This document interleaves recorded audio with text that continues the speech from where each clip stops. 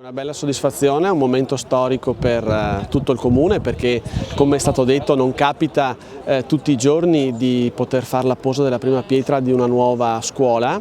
Io veramente devo ringraziare tutte le persone che hanno collaborato in questi anni e che soprattutto ci hanno creduto a questa progettualità che oggi ci ha permesso di fare la posa della prima pietra. Come ho detto nel mio intervento, ho reso onore anche al vecchio plesso che ha formato intere generazioni ma che appunto era stato chiuso nel 2017 a seguito delle criticità che aveva. Oggi abbiamo posato la prima pietra.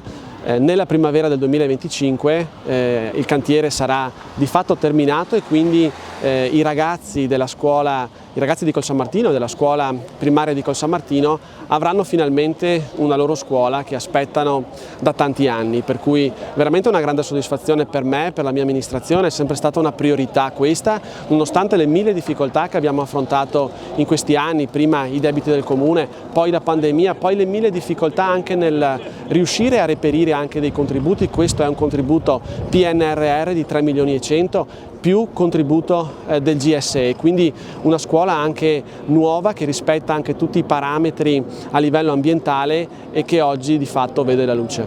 La scuola sarà costituita da due piani, un piano terra e un piano primo.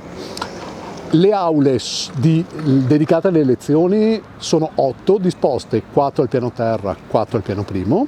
In più al piano terra ci sono altre 2 sale polivalenti dedicate ad attività che poi l'amministrazione sceglierà di fare. Al piano primo ci saranno altre 2 sale polivalenti più una sala informatica e una sala dedicata al sostegno. Ovviamente più tutti i locali accessori quali bagni, corridoi ed eccetera.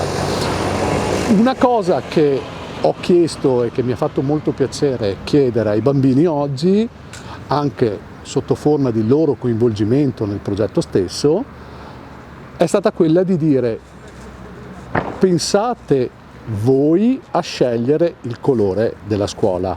Mi ha fatto molto piacere che nell'immediato tutti abbiano già iniziato a fare delle proposte. Invece bisognerà fare una cosa un po' più strutturata, nel senso che verrà fornita a breve una lista di colori che sarà possibile realizzare e in base a questa lista di colori le maestre organizzeranno una sorta di referendum, chiamiamolo così, con i bambini, e vincerà ovviamente la percentuale maggiore del colore scelto.